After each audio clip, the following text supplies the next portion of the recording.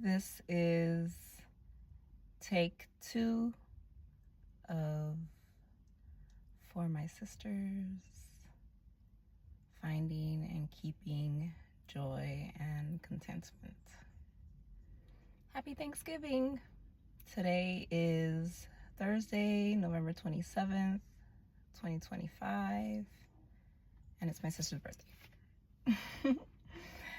I was recording yesterday and my recording cut off because I ran out of storage, and I was kind of a little freaking out, just a little bit about that. And then I was working, trying to figure out certain things, and then I made a mistake on a filing that I had to do, a very minor detail, and I was freaking out about that and just very internally, quietly to myself, and had a few moments and was crying a little bit about stuff that didn't have anything to do with the storage or the filing, and was trying to just calm myself down by saying words that helped me to feel okay. And was trying to just like put things in perspective and all that good stuff that in the moment doesn't feel good. It feels painful, it feels scary, it feels uncontrollable, and to some degree unbearable. Yeah. So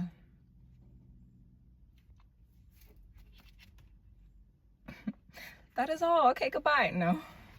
I wanted to say that because it is good to share and say that sometimes things that seem like really simple and really small and like easy can be difficult to get to and to do and to accomplish. I've been thinking a lot about, well, the last couple of days I've been thinking about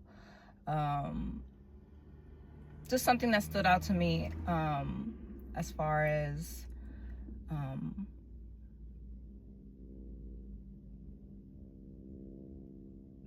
learning and exercising how to be okay within myself and appreciate the things that I have in my journey. I've looked outside of myself for reassurance and comfort and guidance and approval. And sometimes I'll say that, and I'll say it in this negative way, as if those things in and of themselves are bad things. And they're not necessarily bad things. It just depends on if I'm just solely relying on those things. As I've tried to figure out what I'm good at, what I'm interested in, trying to have hobbies and goals and like work towards those things, I've needed to seek out examples, seek out people that look like me, to help me to believe that I can do things, that I can have things. And in that process of seeking out and looking outwardly, I have the capacity and have compared myself and compared my stuff to other people's stuff. You know, well, I have this and they don't, or they have this and I don't, you know. And it can be easy for me to value more greatly the things that I don't have and to discount the things that I do have. And the other way around too, like to think more highly of myself and to disregard other people, you know.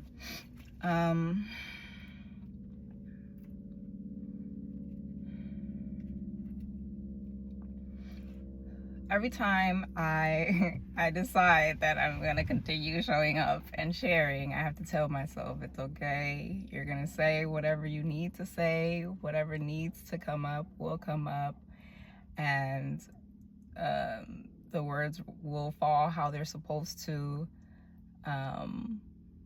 And like the only thing that you can really do is show up and do what you know you need to do, and the results and the outcome of those things is out of your hands to some degree, you know.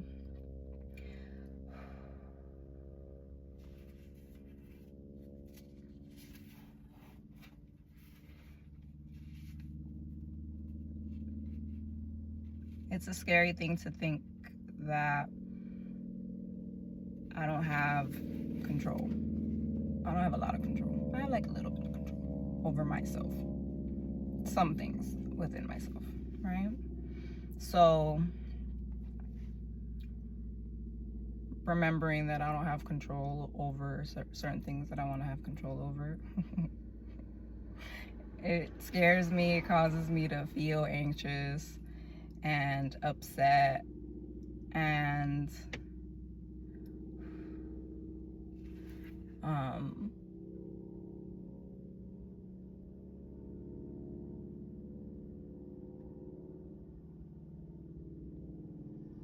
operating from that place of anxiety and upset, right?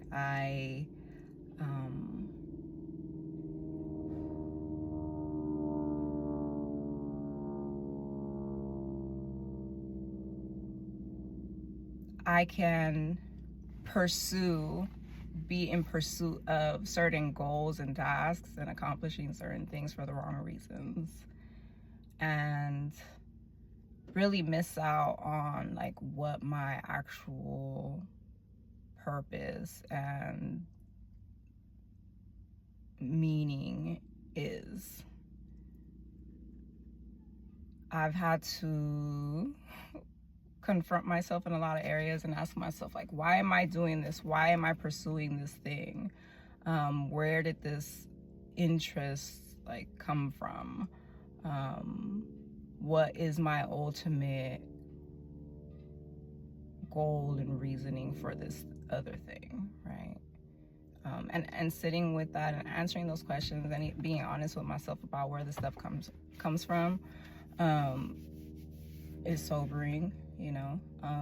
When I was trying to get a job, I'm like, look, my main goal with this particular job is to make more money, you know, and that's okay to some extent, right? My main goal with this thing is to be able to pay my bills. My main goal with this other thing is to, you know, express myself in this particular way. And not necessarily like share it with anybody, but just have like this medium that I can use, right? So I think being honest about my struggles, even with comparing myself and wanting things that I don't have, or certain qualities that I don't really see in myself that I see in others, admitting and confessing that I struggle with like feelings of jealousy and envy at times is a good thing. You know, I want to be very like community and unity and positivity, right? But sometimes when I try to do that, I get irritated. I get irritated with myself. I feel like I'm putting up a front, or I'm faking it, you know, or like that's not real, you know. And it's because I haven't made the space to say that I feel jealous at times.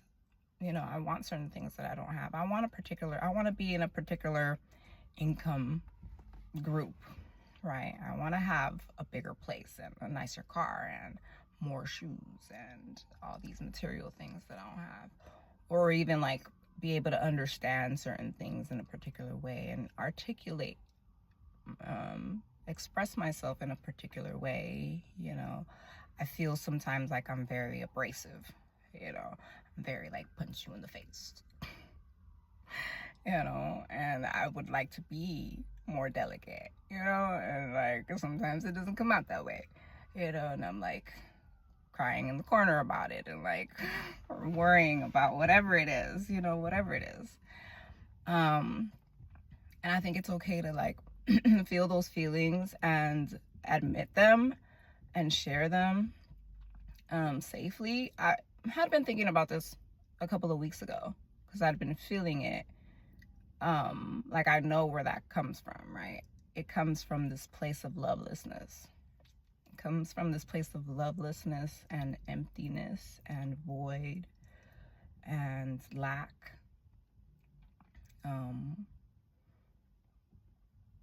That I've inherited, and have been made aware of. And it used to scare me because I thought it was me and just me, and like it felt very consuming. This monster that would follow me around and tell me that I need,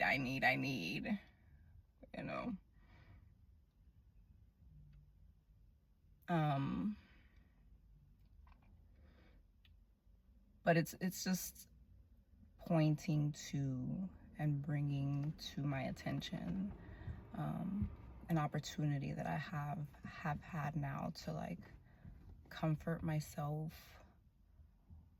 support myself, be there for myself in ways and in areas where I didn't have that, where I didn't have that support, where I didn't have that comfort, where I didn't have that reassurance, where I didn't have that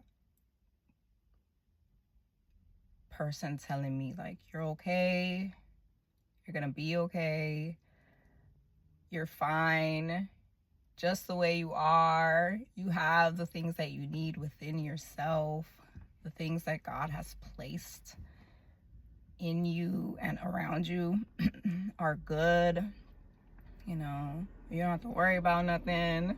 So I've had to learn how to like say that to myself in a way that I like to hear, to feel okay. And then now I'm trying to learn to like receive that from other people in a healthy, balanced way and not be afraid of that. I was talking about like feeding people. I always think about that, but I'm like, I need to be fed as well, and like not feel like I have to be the last person to like make a plate, make a plate for everybody else except for yourself. You wait to the very end to like feed yourself. Like, no, you be fed first, you be filled, and then from that place of fullness you can then share from a place of like confidence and sustainability and knowing, I don't have to worry. And then I can not feel as these negative feelings, right? I can cheer people on. I can celebrate people. I can be there for them, comfort them in their time of need. I can hold space for them from a place of authenticity and being genuine and not worrying about if I'm saying the right thing, whatever that may be, right? And even if I say the wrong thing, like not fearing that either, and just allowing that to be an opportunity to learn and to say, hey, I'm imperfect, and like that's okay. Even when I make mistakes at work, like that's an opportunity for other people to show themselves as well, to show that like they understand. They're not tripping about it as much. It isn't really like the end of the world. It is okay. Even if it feels like it is, we're going to get through it. We're going to do whatever we need to do. If we need to file an amendment, we'll do that. But like, let's not allow that to take away from the time and the moments that we have right now to like feel joy, right? We don't even have to do a whole lot of big stuff to feel joy. Sometimes I want to do big things. That's good. You feel like dressing up, dress up. I remember somebody said this. They're like, you don't need a reason to wear your fancy clothes. You don't need a reason to wear fancy clothes. You don't even got to be going nowhere. Just wear your fancy clothes. So I put on this shirt because I was like, it's if I go step outside out of the car and like it looks a little shiny, I like it.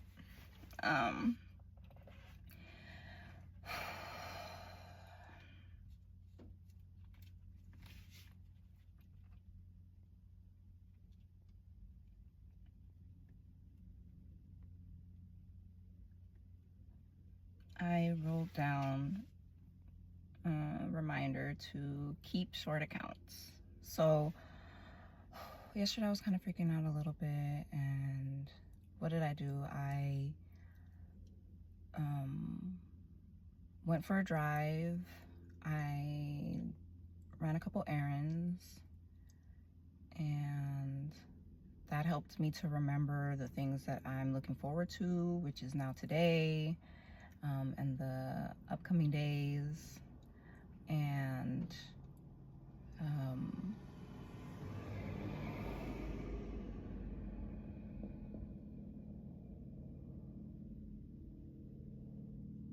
remembering and saying that I was going to share, that I was going to, try again.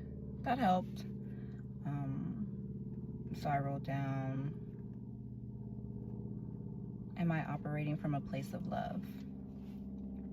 Am I operating in love? Am I operating from a heart of gratitude and thanksgiving?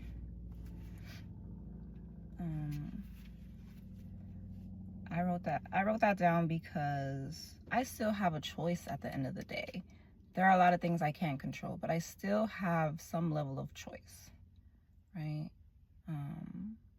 Within my mind, how I see things. I can shift my perspective and say that even if I come from originally this place of lack and lovelessness, I've been given opportunities to learn, to grow, to develop, and I can apply what I'm learning and choose to fill my life with joy and love, and then treat others that way. I can treat others that way with love. And so when I feel that sense of jealousy, that sense of envy come up, because it doesn't really go away. I feel it doesn't really go away. I can tend to it, but it'll come up, right? And when it does, I can say, you know what? I choose to be loving towards myself and towards others, towards the person or the people who some part of me is like wanting to act from a place of hate, and me saying like, I'm not going to do that. I'm not going to operate from a place of hate. I'm going to choose to love, and then to say words and take actions and behave in a way that reflects that. Yeah.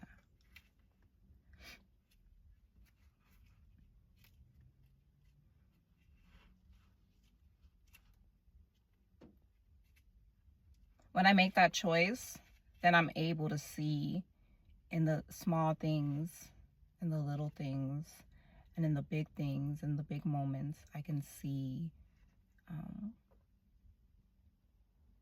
beauty. I can see hope. And I can hold on to those moments and then feel contentment. I can feel content right now in this moment that I have, you know, and yeah. That makes me feel appreciative. That makes me feel grateful.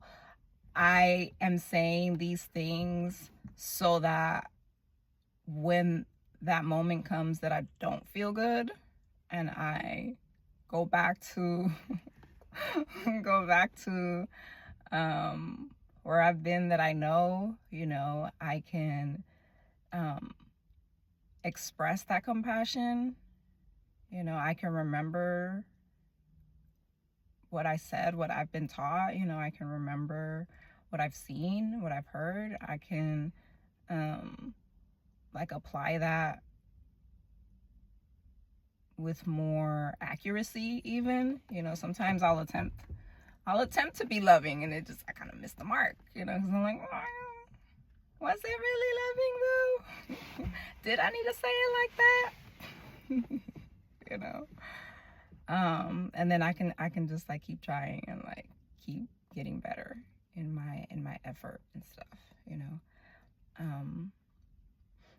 Sometimes I'll say like positive and negative. I feel positively or I feel negatively. And really, like, if I think about it from a place of love, sometimes love doesn't feel good. Like, and I don't mean like suffering unnecessarily at the hands of like people that don't care and like just wanna, that's not what I mean. Like, I mean like sometimes being loving is making really difficult, hard choices, right? Sometimes choosing to love and be loving, like, it feels painful, right? Even thinking about my things like in loving ways and accepting ways and in embracing ways can feel painful because these things feel so horrible, you know. But seeing the beauty in the dark, like, it takes time. It takes time in the quiet, meditating with just meditating and being with God. That's what's helped me and continues to help me and comfort me. And continuing to be honest about where I am and where I'm not. So that when I have to make the decisions, I know that I'm making them in love, from a place of love, as hard as it feels, as hard as it seems, as scary as it seems, as painful as it seems, knowing that, like, ultimately, you know, so I'll have like that present and future focus and perspective. Ultimately, it will be all good. Like I try and tell myself. Right now, it doesn't feel that way sometimes. But yeah, it will be. It is and it will be, you know? Okay. So,